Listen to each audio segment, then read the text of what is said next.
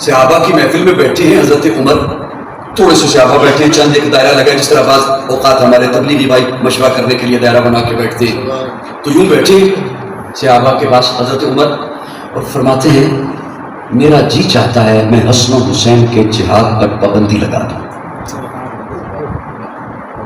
پابندی لگائی نہیں، فرمایا میرا جی چاہتا ہے کہ میں حسن و حسین کے جہاد پر پابندی لگا دوں. جملہ اتنا عجیب تھا، بات پہنچی حضرت علی تک. حضرت علی مسجد میں آ گئے اور آ کے کہتے ہیں یہ آپ نے کیا کہا کہ میں حسن و حسین کے جہاد پر پابندی لگا دوں؟ میرے بیٹے، میں میدان کا بندہ، میرے بیٹے، میں صاحب ذوالفقار، اور میرے بیٹے گھر بیٹھے، میرے بیٹے میرے ایک بار سے مرحب کا سر اڑے، میرے ایک بار سے عمر بن عبد العزیز کا سر اڑے، اور میرے بیٹے گھر بیٹھے، یہ آپ نے کیا کہا؟